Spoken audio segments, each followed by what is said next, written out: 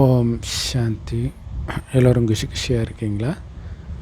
27/10/2025 சாக்கார முரளி பாபா சொல்கிறாங்க, குழந்தைகளே சென்சிட்டிவாக இருக்கிறது அதுவும் தேக அபிமானம் தான்.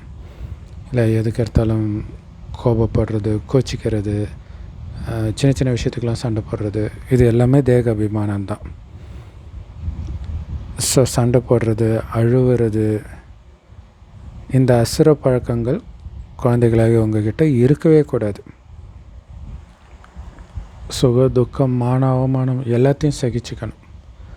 சுகமும் நமக்கு ஒரே மாதிரி தான் இருக்கணும், துக்கமும் ஒரே மாதிரி தான் இருக்கணும். ரெண்டுத்துக்கும் வித்தியாசம் தெரியக்கூடாது. ரெண்டுத்துக்குமே நாம் இங்கே ஆடக்கூடாது இல்லையா? இங்கே இருக்கக்கூடிய சுகமே கிடையாது. சொர்க்கத்துக்கு போகிற அந்த சுகத்தில், இறைவனின் நினைவில் வர சுகத்தில் தான் மூழ்கி இருக்கணும். கேள்வி: சேவையில் தளர்வு ஏற்படுறதுக்கான முக்கியமான காரணம் என்ன? வேற என்ன? தேக அபிமானம் தான். தேக அபிமானத்தினால என்ன பண்ணுறீங்க? மற்றவர்களுடைய குறைகளை, அவகுணங்களை பார்க்குறீங்க.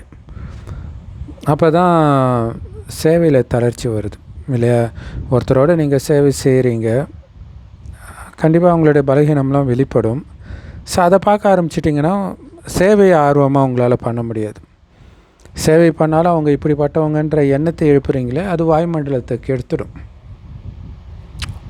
அப்புறம் ஒரு டைமுக்கு அப்புறம் கம்முன்னு இருக்க மாட்டோம், மற்றவர்கள்கிட்ட பேசுவோம், அது பெரிய பிரச்சனையாகிடும்.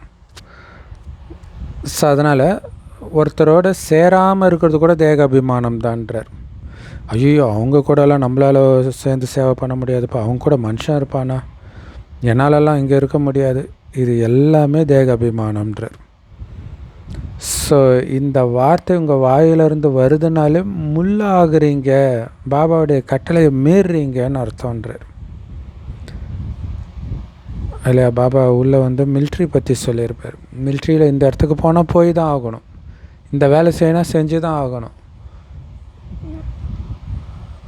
அதே மாதிரி தான் நீங்கள் மிலிட்ரி தானே, ஆன்மீக மிலிட்ரி தானே. அப்போ பாபா சேவை செய்ய சொல்கிறார், இந்த இடத்துல போனால் போகணும், இந்த இடத்துக்கு நான் போக முடியாது, இவங்களோடலாம் இருக்க முடியாது, அப்படி சொல்கிறது கட்டளையை மீறுறீங்கன்றார். நீங்கள் ஆன்மீக சேனைகள், கட்டளை கிடைச்ச உடனே தயாராக இருக்கணும். எவரெடின்ற வார்த்தை சொல்கிறார் இல்லையா? மிலிட்ரிக்காரங்களுக்கு அதை சொல்லுவாங்க. அதே தான் பாபாவும் பயன்படுத்துகிறார். ஸோ பாபா எது சொன்னாலும் உடனே செய்யணுமே தவிர செய்யாமல் இருக்கிறதுக்கு சாக்கு போக்கு சொல்லிகிட்டே இருக்கக்கூடாது. ஓம் சாந்தி. ஆன்மீக தந்தை ஆன்மீக குழந்தைங்களுக்கு, அதாவது ஆத்மாக்களுக்கு புரிய வைக்கிறார். என்ன புரிய வைக்கிறார்? முதல்ல உங்களை ஆத்மானு புரிஞ்சுக்கோங்க. ஏன்னா உங்களுக்கு கிடைக்கிற முதல் பாடமே அதுதான், நீங்கள் ஆத்மான்றது தான். அதனால தான் பக்தியில் கூட ஓம் தான் மூல மந்திரம்ன்றாங்க. ஓம்னாலே நான் ஆத்மான் தான் அர்த்தம். ஸோ தேக அபிமானத்தை விட்டுட்டு ஆத்ம அபிமானி ஆகணும். நான் ஆத்மா அப்படின்னு ஆத்மாபிமானி ஆனாதான் பாபாவே நினைக்க முடியுன்ற கரெக்டாக இல்லையா? நான் வெறும் ஒலிப்புள்ளின்னும் பொழுது இல்லை, இப்போ உடம்புன்னு நினைக்கும் போது அந்த உடலுடைய அப்பா அம்மா மேலே ஒரு அன்பு, ஏக்கம், அவங்க இருந்தால் நம்ம இப்படி இருந்திருக்காதே வாழ்க்கை அப்படின்னு இறந்த பிறகுலாம் நினைக்கிறோம் உடல்ன்ற உணர்வில். அதே மாதிரி ஆத்மான்ற உணர்வு இருக்கும்போது, இந்த ஆத்மா இத்தனை உடலெடுத்து அனுபவித்த அத்தனையும் கொடுத்த என் தந்தை சிவன்ட்டு அவர் மேலே அதே இயக்கத்தோட அன்போடு நினைப்பீங்க. ஸோ அதனால்தான் ஆத்மாபிமானி ஆனாதான் பாபாவை நினை செய்ய முடியும்ன்ற. ஸோ தேகம்னு நினச்சது எல்லாமே அஞ்ஞான காலத்தில், ஆனால் நாம் இப்போ ஞான காலத்தில் வந்துட்டோம். அதனால் தன்னையும் ஆத்மானு ஒருவர் ஆத்மான்னு பார்க்கணும், ஆத்ம சகோதரன்னு பார்க்கணும். எல்லா ஆத்மாவும் வீட்டுக்கு போகிறதுக்கு ரெடியாகிட்டு இருக்கிறோன்ற அந்த உணர்வோடு இருக்கணும். எல்லோருக்கும் சத்கதி கொடுக்கக்கூடிய பாபா ஒரே ஒருத்தர் தான், அவர் தான் இந்த ஞானத்தை நமக்கு கொடுக்கிறார். சத்கதி அடையிறதுக்கான ஞானம். அது என்ன? அவரை மட்டும் நினச்சிட்டு இருக்கிறது. மேலும் அவர் நிராகாரராகவும் இருக்கிறார். உடம்பு கிடையாது அவருக்கு இல்லையா, எந்த மனித சரீரமும் அவருக்கு கிடையாது. ஸோ யாருக்கு மனித சரீரம் இருக்குதோ அவங்கள பகவான்னு சொல்ல முடியாது. ஸோ பாபா மட்டும் இல்லை, ஆத்மாக்கள் கூட எல்லோரும் நிராகாரமானவர் தான், உடலற்ற ஆத்மா தான். ஆனால் தேக அபிமானத்தில் இருக்கிறதுனால தன்னை ஆத்மான்றதை மறந்துட்டாங்க. ஸோ இப்போ ஞாபகப்படுத்துகிறார், நீங்கள் ஆத்மா, இந்த உடம்பை விட்டுட்டு வீட்டுக்கு போகணுன்றார். ஸோ அதனால் உங்களை ஆத்மானு புரிஞ்சுக்கோங்க, புரிஞ்சுக்கிட்டு அப்பாவை நினைவு பண்ணிக்கிட்டே இருங்க. உங்களுடைய பல பிறவிகளின் பாவம் ஆத்மாவில் இருக்குது. ஸோ ஆத்மா என் அப்பாவை நினைத்து நான் தூய்மை ஆகிறேன்ற அந்த நினைவில் இருக்க பல ஜென்மத்து பாவங்கள் எல்லாம் அழிஞ்சு சாம்பல் ஆகிடும். ஆத்மா தூய்மை ஆகிறதுக்கு, பாவத்தை அழிக்கிறதுக்கு வேறு எந்த உபாயமும் கிடையாது. ஆத்மா தான் அழுக்காகுது, அதே ஆத்மா தான் தூய்மையாகவும் ஆகுது. ஸோ தூய்மையான ஆத்மாக்கள் சத்தியுகத்தில் தான் இருப்பாங்க. ராவண ராஜ்யத்தில் எல்லோரும் அழுக்கான ஆத்மாவாக ஆகிடுறாங்க. யார் தூய்மையாக சத்தியுகத்தில் இருந்தாங்களோ அவங்களே தான் மறுஜன்மம் எடுத்து ராவண ராஜ்யத்தில் நரகத்தில் வரும்பொழுது அழுக்காகிடுறாங்க. இதை நாம் ஏணிப்படி சித்திரத்தில் அழகாக புரிய வைக்கிறோம். ஏணிப்படி சித்திரத்தில் அது இருக்குது அழகாக. 5000 வருஷத்துக்கு முன்னாடி நீங்கள் பரந்தாமத்தில் இருக்கும்பொழுது தூய்மையாக தான் இருந்தீங்க. ஸோ அதை நிர்வாண தாமம் அப்படின்னு சொல்கிறோம். பிறகு கலியுகத்தில் அழுக்கான பிறகு தான் பதித்த பாவனா வாங்கன்னு கூப்பிடுறீங்க. நான் இப்போ உங்களுக்கு தூய்மை ஆகிறதுக்கான ஞானத்தை சொல்லி கொடுக்குறேன் இல்லையா. பாபா சொல்கிற ஒன்றும் ஆத்மாவை தூய்மையாக்கிறதுக்கான வழி. ஸோ இதை பாபா தான் கொடுக்குறார். பிறகு சத்தியுகத்தில் இந்த ஞானம் மறைஞ்சிடும். ஏன்னா அங்கே தூய்மை ஆகிடுறோம். அதுக்கப்புறம் இந்த ஞானம் தேவை கிடையாது. மறுபடியும் எப்போ தேவைப்படுதோ அப்போ பாபா மறுபடியும் சொல்கிறாரு. மனிதர்கள் எவ்வளவு வேத சாஸ்திரங்களை உருவாக்குறாங்க, ஆனால் சத்தியுகத்தில் எந்த சாஸ்திரமும் இருக்காது. ஏன்னா பக்தி மார்க்கத்துடைய ஒரு துளி கூட அங்கே இருக்காது. வேத சாஸ்திரங்களாம் பக்தி மார்க்கத்துடைய விஷயம் இல்லையா, அங்கே இருக்காது. ஸோ பாபா சொல்கிறாங்க, என் மூலமாக தான் நீங்கள் அழுக்கிலிருந்து தூய்மையாகவே ஆக முடியுன்றார். கண்டிப்பாக தூய்மையான உலகம் வரத்தான் போகுது. அதற்குத்தான் நான் குழந்தைங்களுக்கு ராஜயோகத்தை கற்றுக் கொடுத்து தகுதிப்படுத்துகிறேன் அந்த புது உலகத்துக்கு. பாபாவை நினைக்கணும், தெய்வீக குணத்தையும் தாரணை பண்ணணும். ஸோ மற்றபடி சண்டை போடுறது, அழுவுறது இதெல்லாம் அசுர குணம். இதை அழித்து தெய்வீக குணத்தை நிரப்பிக்கணும். எப்பவும் சிரிச்ச முகத்தோட. நேற்று சொன்னார் பாருங்கள், நல்லவன் ஆகிறது நம்ம லட்சியம் இல்லை, நல்லவரிலும் நல்லவர் ஆகணும் இல்லையா. நல்லவர்களுக்கெல்லாம் மேலான நல்லவர் ஆகணும். ஸோ குழந்தைங்க சுகம், துக்கம், மான அவமானம் எல்லாத்தையும் சகிச்சுக்கணும். ஸோ அதனால் சென்சிட்டிவான குணம் இருக்கக்கூடாது. என்னால் இங்கே இருக்க முடியாது, இவங்களுடைய சுபாவம் இப்படி இருக்குது, அங்கே அப்படி இருக்கிறாங்க, இவங்க இப்படி இருக்கிறாங்க, இந்த மாதிரி விஷயமே கொஞ்சம் கூட உங்களுக்குள்ளே இருக்கவே கூடாது. 5 விரல் 5 மாதிரி தான் இருக்கும், அப்படி இருக்கணும். ஸோ அதனால் உங்களுடைய வாயிலிருந்து எப்போவுமே மலர் தான் வெளிப்படணும். இவங்க இப்படி இருக்கிறாங்க அப்படி இருக்காங்கன்றதே முள் வெளிப்படுதுன்னு அர்த்தம். முள் வெளிப்படக்கூடாது இல்லையா. மற்றவர்களை குஷிப்படுத்தக்கூடிய வார்த்தைகள், மற்றவர்களுடைய தெய்வீக குணத்தை பாராட்டுற வார்த்தைகள் தான் வரணுமே தவிர அவகுணத்தை சொல்கிற வார்த்தை வரக்கூடாது. அவங்களுடைய தெய்வீக குணத்தை நீங்கள் பாராட்டினீங்கனாலே அவங்க அவகுணத்தை உணர்ந்து அவங்களே மாறிடுவாங்க. ஆனால் பாருங்கள், எத்தனை குழந்தைங்களுடைய வாயிலிருந்தும் முள் தான் வெளிப்படுது. மற்றவர்கள்கிட்ட கோபப்படுறதும் முள் தான். ஸோ ஒரு சில குழந்தைங்க கிட்ட மற்றவங்களோட ஒத்து போகாத குணம் இருக்குது. ஐயோ அவங்க சிடுமூஞ்சிப்பா, யார் கூடயும் சேர மாட்டாங்கன்னுவாங்க இல்லையா, அதுவும் தேகாபிமானம்தான். ஸோ மற்றவங்களுடைய குறையை பார்க்குறதுனால உங்களுடைய குறை அப்படியே தங்கிடுது. நம்ம பாபா குழந்தையானது என்னுடைய குறையை நீக்கணும். மற்றவருடைய குறை உங்கள் கண்ணுக்கு தெரிஞ்சதுன்னா அந்த குணம் எனக்கு இருக்குதா அப்படின்னு செக் பண்ணுங்கள். ஏன்னா அது இருக்கும் கண்டிப்பாக. ஸோ அது அந்த நேரத்தில் வெளிப்படாட்டினால எப்போயாவது வெளிப்பட்டு இருக்கும், அப்படின்னாலே உள்ளே இருக்குதுன்னு அர்த்தம். ஸோ ஆனால் மற்றவங்கள பார்த்தா கூட உங்களை பற்றிய விஷயந்தான் உங்களுக்கு தெரியணும். ஸோ அதனால தான் பிரகாஷ் மணிதை அது யாராவது தப்பு பண்ணாங்கன்னு திட்டிட்டு அதுக்கப்புறம் தனியார் ரூமில் போய் அழுவாங்களாம். ஏன்னா இந்த குறை எனக்குள்ளே இருக்கிறதுனால தான் குழந்தைங்க கிட்டே இருக்குதுன்ட்டு. பிரம்மா பாபா கூட குழந்தைங்களுடைய குறையை தன்னுடைய குறையாக பார்த்தாருன்னுவாங்க. ஸோ அதனால் உங்கள் குறையை அழிக்கணும். மற்றவர்கள் குறையை பார்த்திங்கன்னா சேவையில் தளர்ச்சி வந்துடும். ஆனால் இதுவும் நாடகப்படி தான் நடக்குது. உங்களை திருத்திக்கணும்.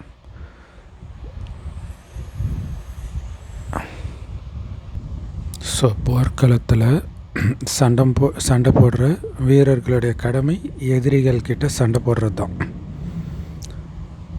ஸோ மிலிட்ரினாலே அதுதான் வேலை. அதுக்காக நான் அது மட்டும்தான் பண்ணுவேன்னு இருக்க மாட்டாங்க. வெள்ளம் வருது அல்லது வேறு ஏதோ ஒரு ஆபத்து, இயற்கை சீற்றம் இதெல்லாம் வருதுன்னா அங்கேயும் மிலிட்ரியை தான் அனுப்புவாங்க. அப்போ சாதாரண தொழிலாளி மாதிரி மாறி அவர் எந்த வேலையை வேணாலும் செய்ய வேண்டியதாக இருக்கும். இல்லை இந்த இடத்துல பள்ளமாக இருக்குது, மண்ணை நிரப்புங்க அப்படின்னா அதையும் பண்ணணும். இந்த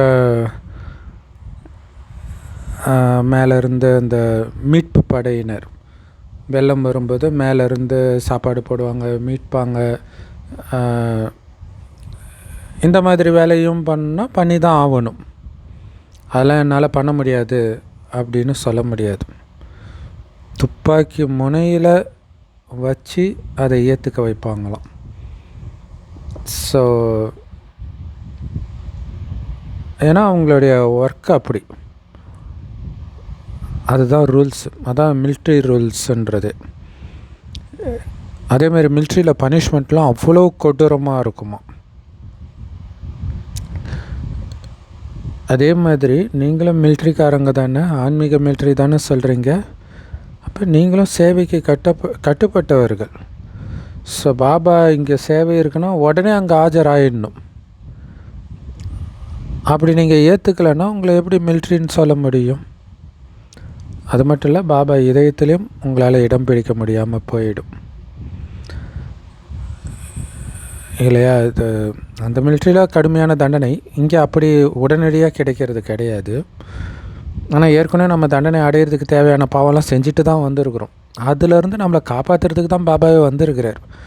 அப்போ அவர் சொல்கிறது செய்யலைன்னா நம்ம தான் மாட்டிக்குவோம். ஸோ அதனால் பாபாவுக்கு உதவியாளராகி எல்லோருக்கும் பாபாவுடைய செய்தியை கொடுக்கணும். எங்கேயாவது பெரிய பெரிய மியூசியம்லாம் திறக்கிறாங்க அப்படின்னா அது 10 மைல் தூரம் இருந்தாலும் கண்டிப்பாக அங்கே போய் சேவை பண்ணணும். பாபா அந்த காலத்தில் சொல்கிறார். இப்போ 10 மைல் தூரம் போகிறது பெரிய விஷயம் இல்லை. பஸ் வசதி இருக்குது, ஷேர் ஆட்டோ இருக்குது, எல்லோரும் பைக் வச்சுருக்கிறாங்க. இப்போ பெரிய விஷயம் கிடையாது.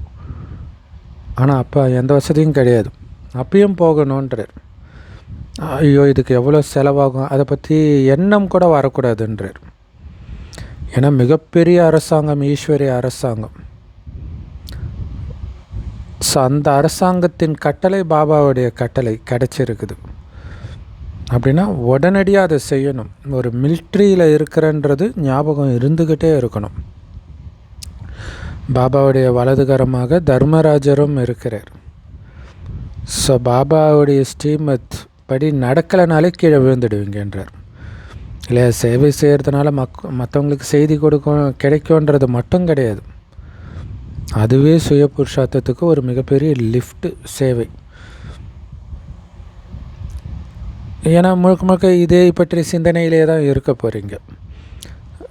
சேவை பண்ணியே ஆகணும் போது அவங்களுடைய சமஸ்காரத்துக்கு ஏற்ற மாதிரி உங்களை வளைஞ்சு கொடுக்குற குணமும் வந்துடும்.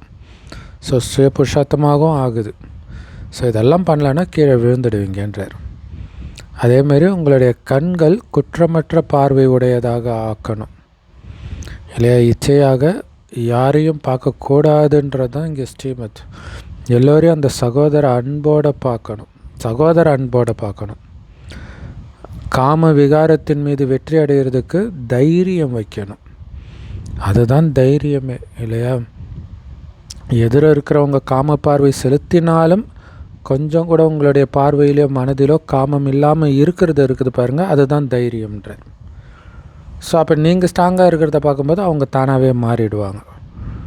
பாபாவுடைய கட்டளையை நீங்கள் ஏற்றுக்கலை அப்படின்னா ஒரேடியாக தூளாகிடுவீங்க. 21 ஜென்ம ராஜ்ய பாக்கியத்திலேயே குறை வந்துடும். ஸோ அதனால் பாபா சொல்கிறாரு, சேவைக்கு போனால் டக்குன்னு போகணும், காமத்தை விடணும் டக்குன்னு விடணும். ஸோ இதை ஃபாலோ பண்ணலைன்னா ஏற்றுக்கலைன்னு அர்த்தம் அந்த கட்டளையை. அப்போ தூளாக ஒன்றுத்துக்கும் உதவாமல் போயிடுவீங்க. ராஜ்ய பாக்கியமே காணாமல் போயிடும். ஸோ பாபா குழந்தைங்க இல்லாமல் எங்கேயும் ஒருபோதும் செல்ல முடியாது இல்லையா. பாபா குழந்தைங்க இருக்கிற இடத்துல தான் இருப்பார். சேவை செய்கிறதுக்கும் குழந்தைங்க மூலமாக தான் அவர் உதவி பண்ணுறார். ஸோ அப்போ அத்தனை பேரையும் குழந்தைங்க மூலமாக தான் காப்பாற்றி ஆகணும். ஸோ முந்தைய கல்பத்தில் யாரெல்லாம் பாபா குழந்தையாக இருந்தாங்களோ அவங்க கொஞ்சம் கொஞ்சமாக வெளிப்பட்டுக்கிட்டே இருப்பாங்க ஒவ்வொரு சேவையிலையும், ஒவ்வொரு சேவை மூலமாக. இது முற்றிலும் புதுமையான விஷயம். இது அதே கீதையினுடைய யுகம். ஆனால் சாஸ்திரங்களில் இந்த சங்கம் யுகத்தை பற்றிய வர்ணனை எங்கேயுமே கிடையாது. கீதையை கூட துவாபர யுகத்துக்கு அழைச்சிட்டு போயிட்டாங்க இல்லை. துவாபர யுகத்தில் கீதை சொன்ன மாதிரி காட்டிட்டாங்க. அப்போ சங்கம் யுகத்தை பற்றிய விஷயமே இல்லாமல் போயிடுது இல்லையா. ஏற்கனவே ஒரு யுகத்தில் கடவுள் சொல்லிட்டாருன்னா அப்புறம் இன்னொரு யுகம் புதுசாக உருவாக வேண்டிய அவசியம் என்னென்னு ஆகிடும்.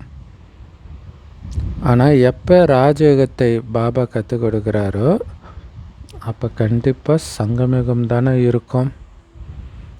ஏன்னா அந்த ராஜயோகம் சத்யுக ராஜா ஆக்கிறதுக்கான யோகம். அப்போ அடுத்தது சத்யுகம் தானே வரணும். எப்படி துவாபர யுகம் முடிஞ்சோடனே கலியுகம் வந்தது. இது யாருடைய புத்தியிலும் இந்த விஷயம் வர்றது கிடையாது. இப்போ உங்களுக்கு இந்த ஞானத்தின் போதை ரொம்ப அதிகமாக இருக்குது. ஆனால் மனிதர்களுக்கோ பக்தியின் போதை இருக்குது. பகவானே வந்தாலும் நாங்கள் பக்தியை விட மாட்டோம்ப்பா அப்படின்னு சொல்கிறாங்க. ஸோ பாரதத்துடைய எழுச்சி மற்றும் வீழ்ச்சி பற்றிய இந்த ஏணிப்படி சித்திரம் ரொம்ப நல்லா இருக்குது தான். இருந்தாலும் மனிதர்களுடைய கண்ணு திறக்க மாட்டேங்குதே. மாயாவுடைய போதையிலே ஒரேடியாக மூழ்கி இருக்கிறாங்க. அதில் குறிப்பாக கிருஷ்ண பக்தர்கள், இஸ்கான் இவங்களாம் பார்த்திங்கன்னா அப்படியே போதையில் டான்ஸ் ஆடுவாங்க. ஏதோ இப்போவே சொர்க்கத்தில் இருக்கிற மாதிரி இருக்கும் அவங்க நடந்துக்கிறதெல்லாம் பார்த்தா. பக்தியின் போதையில் இருக்கிறாங்க. ஞானத்துடைய போதை ரொம்ப மெதுவாக தான் ஏறுது இல்லையா. அந்த பக்தியின் போதையிலிருந்து விடுபட்டு ஞானத்தின் போதை ஏற்றுறது சாதாரண விஷயம் கிடையாது இல்லையா. முயற்சி பண்ண தான் கொஞ்சமாக அந்த போதை வரும், அதீந்திரிய சுகம் வரும். ஸோ முதல்ல தெய்வீக குணங்கள் இருக்கணும். பாபாவுடைய கட்டளை எது கிடைச்சாலும் அதை உடனே பண்ணணும். ஏதாவது சாக்கு போக்கு சொல்லி தட்டி கழிக்கக்கூடாது. இதை என்னால் செய்ய முடியாதுன்னு சொல்கிறதே கட்டளை மீறுறது தான். ஸோ அதுதான் யாரோ ஒரு சிஸ்டர் பாபா ஏதோ ஒன்று கேட்கும்போதோ முடியாது, அதாவது வெளியில் எங்கேயோ சேவைக்கு போகும்போதோ இல்லை பாபா நான் ஒன்று விட்டு போக மாட்டேன் அப்படின்னாங்களாம். சரி இந்த குழந்தை நல்ல குழந்தைன்னு நினச்சேன் அப்படின்னு சொல்லிட்டு பாபா விட்டுட்டார். அதுக்கப்புறம் அம்மா சொல்கிறாங்க, பாபா ஒரு விஷயம் உனக்கு சொல்கிறாருன்னா அவரே துணையாக உனக்கு வரவும் செய்வார் அப்படின்னு சொல்லுவாங்க. ஸோ இதுதான் முக்கியமான விஷயம் இல்லையா. அது உண்மைதான். எல்லா சேவை செய்யும்போதும் பாபா எப்படி வராருன்றது சேவையிலே மூழ்கி இருக்கும்போது நமக்கு நல்லாவே அனுபவமாகும். ஸோ இது முடியாதுன்னு சொல்கிறதே கட்டளையை மீறுறதுன்றார். பாபா கிட்டேருந்து ஸ்ரீமத் கிடைக்கிது. ஸோ இது சிவபாபாவுடைய ஸ்ரீமத்துன்னு முதல்ல புரிஞ்சுக்கணும். அது ஒன்றும் பிரம்மா பாபா சொல்லலை, சிவபாபா சொல்கிறார். சத்கதி கொடுக்கக்கூடியவர் சிவபாபா தான். ஸோ சத்கதி கொடுக்கிறவர் ஒருபோதும் தவறான வழியை கொடுக்க மாட்டார் இல்லையா? சத்கதிக்கான வழியைத்தானே கொடுப்பார். நான் இந்த பிரம்மாவுடைய பல பிறவிகளின் கடைசி பிறவியில் பிரவேசமாகிறேன். ஸோ இவங்களில் கூட லக்ஷ்மி தான் முதல்ல போயிடுறாங்க இல்லையா? ஃபஸ்ட்டு கர்மாதித்த நிலை அம்மா தான் அடையிறாங்க.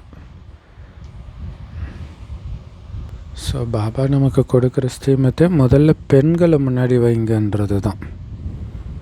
ஸோ முதல்ல லக்ஷ்மி, பிறகு தான் நாராயணன் சொர்க்கத்திலேயே. ஸோ ராஜாராணியே அப்படி இருந்தால் பிரஜைகளும் அப்படி தான் இல்லையா? அவங்களும் பெண்களை தான் முன்னாடி வைப்பாங்க. நீங்களும் அதே மாதிரி இப்போ உயர்ந்தவர் ஆகணும். இந்த நேரம் முழு உலகத்தில் ராவண ராஜ்யம் தான் நடக்குது. ராமராஜ்யம் வேணும்னு எல்லோரும் விரும்புகிறாங்க இப்போ. ஏன்னா அவ்வளோ துக்கம் இங்கே இப்போ நடக்கிறதோ சங்கம யுகம். எப்போ லக்ஷ்மி நாராயணனுடைய ராஜ்யம் இருந்துச்சோ அப்போ ராவண ராஜ்யமே கிடையாது. அப்புறம் எப்படி ராவண ராஜ்யம் வந்தது அப்படின்னு யாருக்கும் தெரியாது. அவ்வளோ ஆழ்ந்த இருளில் எல்லோரும் இருக்கிறாங்க. கலியுகம் இப்போ தான் பிறந்திருக்குப்பா, சின்ன குழந்த பாவாடை சட்டை போட்டுட்டு இருக்குதுன்னு நினைக்கிறாங்க. ஸோ அப்போ இன்னும் ஆழ்ந்த நித்திரையில் தூங்கிட்டு இருக்கிறாங்க மனிதர்கள், அஞ்ஞான உறக்கத்தில் தூங்கிட்டு இருக்கிறாங்க. இந்த ஆன்மீக ஞானத்தை ஆன்மீக தந்தை தான் ஆத்மாக்களுக்கு கொடுக்குறார். ராஜயோகத்தை கற்றுக் கொடுக்குறார். கிருஷ்ணர் ஆன்மீக தந்தைன்னு சொல்ல முடியாது. ஹே ஆன்மீக குழந்தைகளேன்னு கிருஷ்ணர் ஒன்றும் சொல்கிறது கிடையாது. ஆன்மீக ஞானம் நிறைந்த தந்தை ஆன்மீக ஞானத்தை ஆன்மீக குழந்தைங்களுக்குத்தான் கொடுக்கிறார். உலகத்தில் எல்லா மனிதர்களுமே தேக அபிமானத்தில் தான் இருக்கிறாங்க. யாராவது ஒருத்தருக்காவது நான் ஆத்மான்னு தெரியுமா? ஸோ அப்போ எல்லாம் தன்னை தேகம்தான் புரிஞ்சுக்கிறாங்க. அதனால தான் தன்னை இந்த ஜாதி, இந்த மதம், ஆண் பெண், பணக்காரன் ஏழை இப்படி அடையாளப்படுத்திக்கிறாங்க. ஏன்னா இது எல்லாமே உடலுக்கான அடையாளம், ஆத்மாக்கான அடையாளம் கிடையாது. அதேமாரி எந்த ஆத்மாவும் ஜோதியாக ஐக்கியமாகறதெல்லாம் கிடையாதுன்னு பாபா புரிய வைக்கிறார். தசரா தீபாவளி இதோடைய உண்மையான அர்த்தம் என்னன்னு பாபா புரிய வைக்கிறார். ராவணனை எரிக்கிறது தசரா. ஸோ ராவணனை எப்படி எரிக்கிறதுன்னு சொல்கிறார். சொர்க்கத்தில் எல்லா ஆத்ம தீபங்களும் ஏற்றப்பட்டிருக்கும், அதுதான் தீபாவளின்னு சொல்கிறார். ஆனால் மனிதர்கள் இதெல்லாம் தெரியாமல் பண்ணுற எல்லா பூஜையும் குருட்டு நம்பிக்கையோடு தான் பண்ணிகிட்டு இருக்கிறாங்க. அதனால் இதை ஒரு பொம்மை பூஜை அல்லது கல் பூஜைன்னு தான் சொல்ல முடியும். ஸோ பாபா கொடுக்குற இந்த ஞானம் தான் பின்னாடி சிலை வழிபாடு கூடாதுன்னு மற்ற மதங்களில் வெளிப்படுது. இப்போ நீங்கள் தங்க புத்தியுடையவர்களாக மாறிட்டு இருக்கிறீங்க. அதனால் நீங்கள் இப்போ கல்லுக்கு பூஜை செய்கிறது கிடையாது. ஏன்னா அந்த கல்லாக இருந்தது நாம் தான். இப்போ மீண்டும் நாம் வரும் தெய்வீக குணத்தை நிரப்புறோம். ஸோ அந்த கல் உயிர் பெற்று வரா மாதிரி தான். ஏன்னா கல் புத்தியோடு நாம் இருக்கிறது தான் அங்கே கல்லாக வச்சுட்டாங்க. இப்போ தங்க புத்தியுடையவராக வர்றதுன்னா உயிரோட்டமாக வர்றது. ஸோ சித்திரங்களுக்கு முன்னாடி போய் தலை வணங்குறாங்க, எதுவுமே புரிஞ்சிக்காமல். அதுதான் முக்கியமான விஷயம். எல்லா மதத்துலேயுமே ஏன் வணங்குறோன்னே தெரியாமல் தான் வணங்குறாங்க. ஞானம், பக்தி, வைராக்கியம் அப்படின்னு 3 விஷயம் சொல்லப்படுது. அரைக்கல்பம் ஞானம் நடக்குது, அடுத்த அரைக்கல்பம் பக்தி நடக்குது. அது முடிந்த பிறகு மறுபடியும் நமக்கு இப்போ ஞானம் கிடைக்கிது. ஸோ அதனால தான் உங்களுக்கு பக்தியின் மீது வைராக்கியம் வருது. ஏன்னா இப்போ உங்களுக்கு தெரியுது, ஆமாம் பக்தி பண்ண நம்ம கீழே தானே வந்திருக்கிறோம், ஏன் பண்ணணும், ஞானத்தின் மூலமாக உயர்ந்த நிலைக்கு போகிறோம் அப்படின்ட்டு பக்தியை விட்டுடுறோம். பக்தியின் பழக்க வழக்கங்களையும் விட்டுடுறோம். இந்த உலகமே இப்போ மாறுது. கலியுகத்தில் தான் பக்தி இருக்கும், சத்யுகத்தில் பக்தி இருக்காது. ஸோ அந்த இடத்துக்கு நாம் போகிறோம். பக்தியின் மூலமாக அங்கே போக முடியாது. பக்தியின் மூலமாக கலியுகத்துக்கு தான் வர முடியும் இல்லையா? பக்தி ஒரு விதத்தில் கலியுகத்துக்கு போகிற பாதை அது. இப்போ சத்தியுகத்துக்கு போகணும், அதுக்கு தான் ஞானம். அங்கே நாம் பூஜைக்குரிய நிலையில் இருக்கிறதுனால நாம் பக்தி பண்ணுறது கிடையாது இல்லை. நம்மளை தானே சிலை செஞ்சு பக்தி மார்க்கத்தில் பூஜை பண்ணிகிட்டு இருக்கிறோம். இப்போ பூஜைக்குரியவராகவே இருக்கிறோம் அங்கே சொர்க்கத்தில். அதனால் பக்தி பண்ணுறது கிடையாது. பாபா கேட்குறார், குழந்தைகளே ஏன் தலை வணங்கிட்டு இருக்கிறீங்க? ஒரு தெய்வ சிலைக்கு முன்னாடி போய் அரை கல்பம் தலை வணங்குனீங்க, பணத்தை செலவு பண்ணிங்க, ஆனால் எதையாவது அடைஞ்சிங்களா? ஸோ ஒரேடியாக மாயா உங்கள் புத்தியை மாற்றிடுச்சு, ஏழை ஆக்கிடுச்சு. பிறகு பாபா தான் வந்து எல்லாருடைய புத்தியும் சரி பண்ணுறார். மாயா வந்து தலைகீழ ஆக்கிடுச்சு.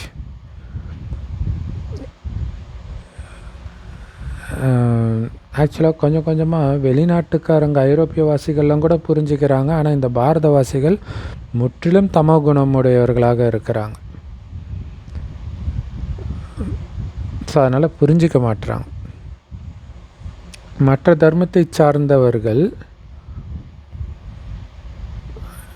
துவாபரகத்துக்கு மேலே தான் வராங்களே இல்லையா? திரேதாயுகம் முடிஞ்சு வராங்க. அதனால் அவங்க துக்கத்தையும் கம்மியாக தான் அனுபவிக்கிறாங்க, சுகத்தையும் கம்மியாக தான் அனுபவிக்கிறாங்க. பாரதவாசிகளுக்குத்தான் சுகமும் அதிகமாக இருக்குது, துக்கமும் அதிகமாக இருக்குது. ஆரம்பத்தில் யோசிச்சு பாருங்க, ஆரம்பத்திலேயே பணக்காரனாக உலகத்துக்கே எஜமானராக நாம் மட்டும்தான் இருக்கிறோம்.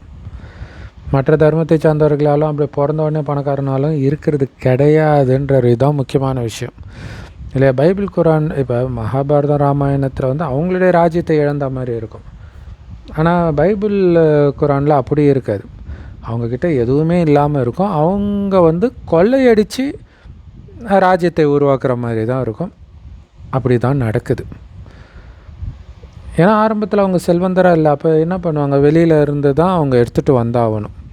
ஸோ அப்போ தான் இந்தியாவில் எடுத்துகிட்டு போகிறாங்க. ஸோ அப்புறம் பின்னாடி வளர்ச்சி அடைஞ்ச பிறகு தான் இந்த மாதிரி யுத்தம் செஞ்சு பணக்காரர் ஆகுறாங்க. இப்போ மற்ற நாடை காட்டிலும் பாரதம் ரொம்ப ஏழ்மை நிலையில் இருக்குது. அதேமாதிரி பாரதத்தில் தான் அதிகமான குருட்டு நம்பிக்கைகள்லாம் இருக்குது. இதுவும் நாடகத்தில் பதிவாகி இருக்குது. நான் எதை சொர்க்கமாக ஆக்கி இருந்தனோ அது இப்போ நரகமாயிடுச்சுன்னு பாபா சொல்கிறார் இல்லையா? குறிப்பாக பாரதத்தை சொல்கிறார். மனிதர்கள் குரங்கு புத்தி உடையவர்களாக ஆகிட்டாங்க. அப்படி குரங்கு புத்தி உடையவர்களைத்தான் நான் கோயில் கட்டி பூஜிக்க தகுந்த, அதாவது கோயிலில் வச்சு பூஜிக்க தகுந்தவர்களாக நான் மாற்றுறேன். அதுதான் ஆஞ்சநேயர் இல்லையா? குரங்காக இருந்தவங்கள பூஜிக்க தகுந்தவராக மாற்றுறது. விகாரம் ரொம்ப கடுமையானதாக இருக்குது இப்போ மனிதர்கள்கிட்ட. எவ்வளோ கோபம் பாருங்கள் மனிதர்களுக்கு. ஆனால் அவங்க கலியுகத்தில் இருக்கிறாங்க இல்லையா? நீங்கள் சொர்க்கத்துக்கு போகிறீங்க, அதனால் உங்களுக்குள்ள எந்த கோபமும் இருக்கக்கூடாது. இங்கே இருக்கிறதுக்கும் எனக்கும் சம்மந்தம் கிடையாது. அவங்க அப்படி தான் நினச்சி இல்லை. இப்போ ஒரு காட்டுக்கு போகிறீங்க, சிங்கம் புலி இருக்குது, அதை அட்டாக் பண்ண தான் செய்யும். அந்த மாதிரி தான் கலியுக காட்டில் மாட்டிக்கிட்டோம். மனிதர்களே அப்படி தான் இருக்கிறாங்க. ஆனால் நாம் சொர்க்கத்துக்கு போகிறோம். கலியுகத்தின் குணத்தை எடுத்துகிட்டு போக முடியாது. அதனால் உங்களுக்குள்ள எந்த கோபமும் எந்த காரணத்தை கொண்டும் இருக்கக்கூடாது. முற்றிலும் இனிமையான, முற்றிலும் அமைதியான, மிக மிக இனிமையானவராக ஆகுங்கன்று. எவ்வளோ சூப்பர் இல்லை இந்த வார்த்தை? நேற்று நல்லவரிலும் நல்லவராக ஆகணும்னாரு, இன்றைக்கி இனிமையிலும் இனிமையானவராக ஆகணும். இப்போ தான் சொல்கிறார், இனிமையிலும் இனிமையான குழந்தைகளேன்னு தானே ஆரம்பிக்கிறார். ஆனாலும் பாபா சொல்கிறத எல்லா பாபா குழந்தைங்களும் கேட்குறாங்களா? ஏன் கேட்குறதில்ல? ஏன்னா ராஜ்ய பதவி அடையிறவங்க கோடியில் ஒரு சிலர் தான் வெளிப்படுறாங்க. அவங்க தான் அப்படியே பாபா சொல்கிறத கேட்பாங்க. உங்களை நரன்லேருந்து நாராயணன் ஆக்கிறதுக்குத்தான் நான் வந்திருக்கிறேன். அதுலேயும் அஷ்டரத்தினங்கள் முதல் 8 ரேங்க் எடுக்கிறாங்க இல்லையா? அவங்களுக்கு தான் மகிமை பாடப்படுது. அந்த அஷ்டரத்தினத்துக்கு நடுவில் பாபா இருக்கிறார். அதான் நவரத்ன மோதிரம். ஸோ அப்படின்னா என்ன அர்த்தம்னா, அந்த முதல் 8 பேர் தான் பாபா சொல்கிறத அப்படியே ஃபாலோ பண்ணதுனால எந்த தண்டனையும் இல்லாமல் வெற்றி அடைகிறாங்க, பாஸ் வித் ஆனர் ஆகிறாங்க. அவங்களையும் வரிசைக்கிரமம் இருக்குது, ஆனால் அதனால தானே 8 ரேங்க் வருது. ஸோ தேகாபிமானத்தை விடணும் அப்படின்னா நிறைய முயற்சி தேவைப்படுது. கவனம் கொடுத்துக்கிட்டே இருக்கணும், நான் ஆத்மா ஆத்மான்றதில். தேக அபிமானம் முற்றிலும் விலகி போயிடணும். சிலர் அஞ்ஞானத்தில் ஹடயோகத்தில் சொல்கிறாரு, பக்கா பிரம்மஞானிகளாக இருக்கிறாங்க. எப்படி இருக்கிறாங்கன்னா, உட்கார்ந்த இடத்துல அந்த உடம்பை விட்டுட்டு போயிடுறாங்க, சரீரத்தை விட்டுடுறாங்க. அதனால் அந்த வாயுமண்டலத்தில் அவ்வளோ அமைதி ஏற்பட்டுடுதுன்றார்.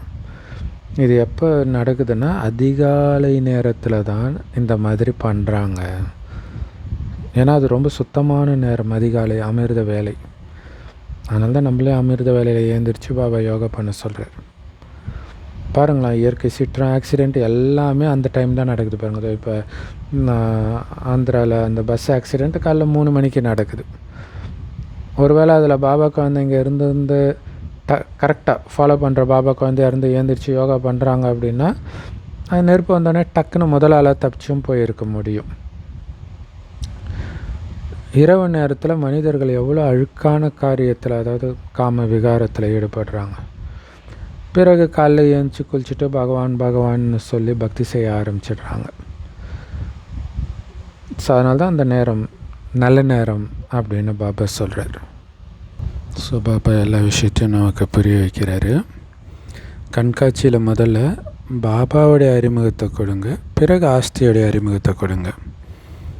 பாபா மட்டும்தான், பாபா ஒரே ஒருத்தர் தான், அவர் நிராகாரமானவராக இருக்கிறார் இல்லையா. கடவுள்ன்றது ஒருத்தர் தான், அவர் தான் படைப்பவர். அவரே வந்து தான் படைப்புடைய முதலீடை கடைபற்றிய ரகசியத்தை புரிய வைக்கிறார். ஸோ புரிய வச்சுட்டு சொல்கிறாரு, என் ஒருவனை மட்டும் நினைவு செய்யுங்கள். தேக சம்பந்தம் எல்லாத்தையும் விட்டுட்டு உங்களை ஆத்மானு புரிஞ்சு என் ஒருவனை மட்டும் நினைவு செய்யுங்கள் அப்படின்னு பாபா சொல்கிறாருன்னு புரிய வைங்க. பாபாவுடைய அறிமுகத்தை நீங்கள் கொடுத்துட்டீங்க அப்படின்னா பிறகு கேள்வி கேட்குற தைரியம் யாருக்கும் வராதுன்றார். இல்லை, கடவுளை பற்றிய அறிமுகம் பேசுகிறது கடவுள்னா அதுக்கப்புறம் நக்கலாக கேள்வி கேட்க மாட்டாங்க. இது பேசுகிறது கடவுள்னு அவங்க புத்தியில் வரணும், அதுதான் முக்கியமான விஷயம். பாபாவுடைய அறிமுகத்தை பக்காவாக உங்கள் மனசில் பதிய வச்ச பிறகு நாம் எப்படி 84 ஜென்மம் எடுத்தோன்றதை புரிய வைங்க. ஸோ சக்கரத்தை பற்றியும் பாபாவை பற்றியும் ஒருத்தர் புரிஞ்சுக்கிட்டாங்க அப்படின்னா பிறகு எந்த கேள்வியும் கேட்க மாட்டாங்க. பாபாவுடைய அறிமுகத்தை கொடுக்காம நீங்கள் அதிகமாக பேசிக்கிட்டே இருக்கிறதுனால, நிறைய புரிய வைக்க ட்ரை பண்ணுறதுனால உங்கள் நேரமும் வேஸ்ட்டு, உங்கள் தொண்டை தண்ணியும் வற்றி போயிடும். நீங்கள் அதிகமாக சொல்கிறதுனால புரிஞ்சுக்குவாங்களா? இங்கே பேசுகிறது கடவுள்ன்ற, ஏன்னா நீங்கள் கேட்குற ஒன்றுத்துக்கும் அவங்க சயின்ஸ்லேருந்து இல்லையே இது இப்படி இருக்கே அப்படி இருக்கே இதே தான் போயிட்டு இருக்கும். இங்கே பேசுகிறது கடவுள், அதான் முக்கியமான விஷயம். இதை ரொம்ப சிம்பிளாக ரொம்ப அமைதியாக உட்காந்து புரிய வைங்க. யார் ஆத்ம அபிமானியாக இருக்கிறாங்களோ அவங்களால தான் நல்ல முறையில் புரிய வைக்க முடியும். இல்லை, ஆத்ம உணர்வில் இருந்து புரிய வைக்க முடியும். ஸோ பெரிய பெரிய மியூசியம்லாம் திறக்கிறாங்கன்னா நல்ல சேவை செய்கிற குழந்தைங்க போய் உதவி செய்யணும், அங்கே போய் புரிய வைக்கணும். ஸோ உங்கள் சென்டரை, நீங்கள் சென்டர் இன்சார்ஜாகவே இருந்தால் கூட அந்த சென்டரை விட்டுட்டு போய் ஒரு முக்கியமான சேவை நடக்குதுன்னும் போது அங்கே போய் கலந்துக்கணும். ஸோ நீங்கள் இல்லைன்னா உங்கள் சென்டரை பார்த்துக்கிறதுக்கு யாரையாவது நீங்கள் தயார்படுத்தி உட்கார வச்சுட்டு போகணும். அப்படி யாரையுமே நீங்கள் உருவாக்கலை அப்படின்னா இவ்வளோ நாள் நீங்கள் என்ன பண்ணீங்கன்னு கேட்குறார். எந்த காரியத்துக்கும் பயன்படாதவர் நீங்கன்னு பாபா புரிஞ்சுக்கிறார். ஸோ பாபா அந்த இடத்துக்கு சேவைக்கு போனால் கட்டளை அது, உடனே ஓடணும். அவங்கள தான் மகாரதி பிராமணி அப்படின்னு சொல்ல முடியும். ஆனால் நிறைய குழந்தைங்க என்ன பண்ணுறாங்களா, பாபா நான் போயிட்டேன்னா சென்டரை யார் பாபா பார்த்துக்குது, சென்டரை மூடிட்டு எப்படி பாபா போக முடியும் அப்படி சொல்கிறாங்களாம். ஸோ அதுதான் பாபா கேட்குறார், ஓ நீ இல்லைன்னா சென்டரை பார்த்துக்கிறதுக்கு ஆளே இல்லாத நிலைமையில தான் நீ வச்சுருக்கிறியா சென்டரை, யாரையுமே உனக்கு சமமாக உருவாக்கவே இல்லையா, அப்போ நீ ஒன்றுத்துக்கும் உதவாதவன் அப்படின்னு பாபா சொல்கிறார். ஸோ பாபா இது மிலிட்ரி இல்லையா, கட்டளை வந்துருச்சுன்னா டக்குன்னு பறக்கணும் அங்கே சேவைக்கு. அப்போ தான் நீங்கள் மகாரதி யானைப்படை, அப்படி இல்லைன்னா குதிரைப்படை காலாட்படை. ஸோ எல்லோரும் கண்டிப்பாக சேவையில் உதவி பண்ணணும். ஸோ இத்தனை வருஷமாக மற்றவங்களை உங்களுக்கு சமமாக ஆக்கலைன்னா என்ன பண்ணீங்க இவ்வளோ நாளாக சென்டரில் இருந்து? ஸோ சென்டரை நடத்துறதுக்கு தகுதி வாய்ந்தவராக ஒருத்தரை கூட இவ்வளோ நாள் உருவாக்கலையான்னு பாபா கேட்குறார். ஸோ மனிதர்கள் விதவிதமாக வருவாங்க, அதற்கேற்ற மாதிரி பேசுகிறதுக்கு புத்தி இருக்கணும். கண்டிப்பாக முரளி தினமும் படிக்கணும் அல்லது கேட்கணும். முரளி படிக்கலைனாலே ஆப்சண்ட்டுன்னு அர்த்தம் இல்லையா? இதுதான் முக்கியமான விஷயம். ஸோ சில இடங்களில் சென்டர்லேயே கேள்வி பதில் படிப்பாங்க, வரதானம் ஸ்லோகன் போயிடுவாங்க. இது முரளி படித்த கணக்கே கிடையாது, ஆப்சண்ட்டு தான் இல்லையா? முரளி அதை நீங்கள் கடகடன் படித்தாலே அரை மணி நேரம் ஆகும். அது கொஞ்சம் உணர்ந்து படிச்சிங்கன்னா அதிக நேரமே ஆகும், போதையோடு படிச்சிங்கன்னா. ஸோ அப்போ அப்படி இல்லைன்னா அது ஆப்சண்ட்டு கணக்கு தான்றார்.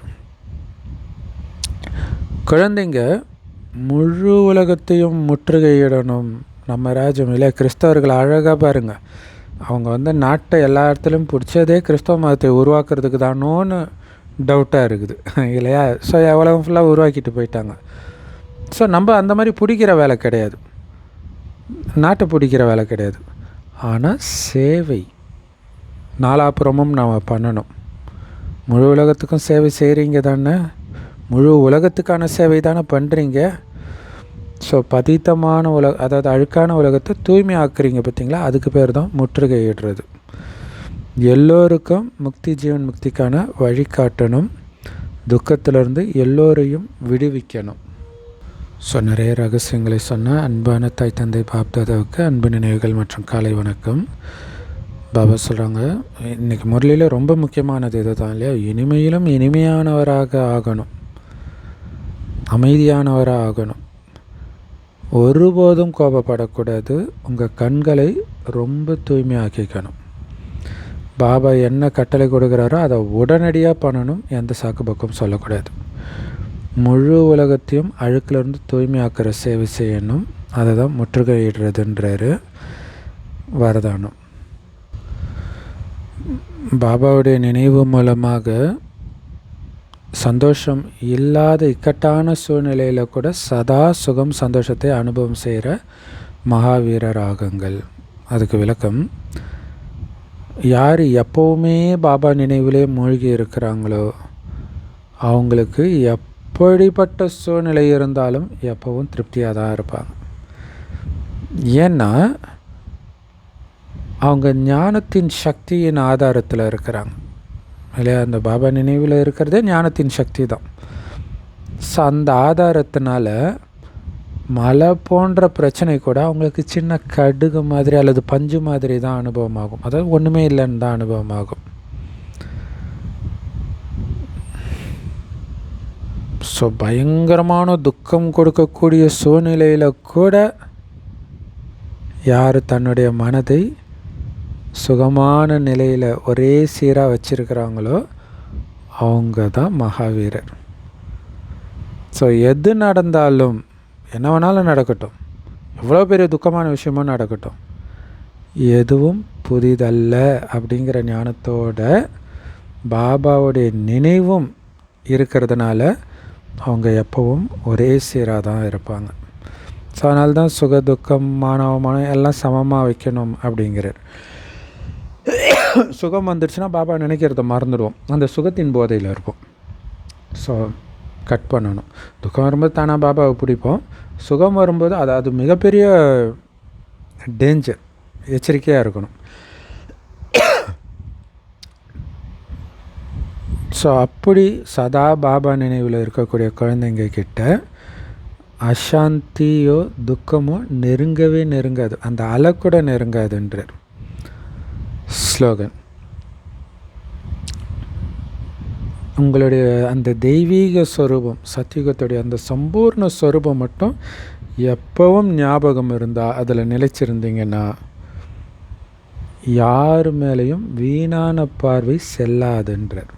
தேவையில்லாமல் இவங்க அப்படி இருக்கிறாங்க அப்படி இருக்கிறாங்க, அந்த குறையும் பார்க்க மாட்டீங்க, விகாரமாகவும் பார்க்க மாட்டீங்க. எப்போ நான் பரிசுத்தமானவன், உயர்ந்தவன், அந்த குணத்திலேயே விசேஷமான குணத்தை மட்டுமே பார்ப்பவன், அந்த நினைவிலே நீங்கள் இருந்தீங்கன்னா வீண் பார்வை போகாதுன்ற அவ்யக்தேஸ்வரா உங்களுக்காகவும் மற்றவர்களுக்காகவும் யோகத்தை பயன்படுத்துங்க. எப்படி அறிவியல் சக்தியுடைய பயன்பாடு ஒரு லைட்டில் இருந்து ஆரம்பிக்குது. இல்லை, இப்போ டிவி எல்லாமே உள்ளே பார்த்திங்கன்னா வெறும் லைட்டு தான் இருக்கும், டிவி கம்ப்யூட்டர் எல்லாமே. ஸோ கம்ப்யூட்டர்ன்றது சக்தி, ஆனால் அதை இயக்கிறது லைட்டாக இருக்குது. ஸோ இதை இங்கிலீஷில் சொல்லணும்னா சக்தின்றது மைட்டு, இது லைட்டு, ஒளி அல்லது வெளிச்சம், அது லைட்டுன்னு சொல்கிறோம். அதே மாதிரி உங்களுடைய சக்தி, அமைதி சக்தியின் ஆதாரமும் லைட்டு தான். நான் ஆத்மான்ற லைட்டு, பரமாத்மான்ற லைட்டு.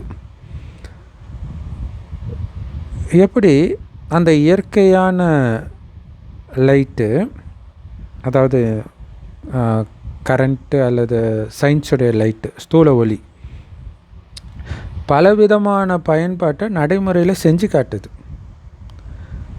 அதே மாதிரி உங்ககிட்ட இருக்கக்கூடிய அழிவற்ற பரமாத்மா ஒளி, ஆத்மா ஒளி, அடுத்தது மூணாவது லைட் என்னது, டபுள் லைட்டுன்னு சொல்கிறாங்களே, மனசு, லேசான மனநிலை.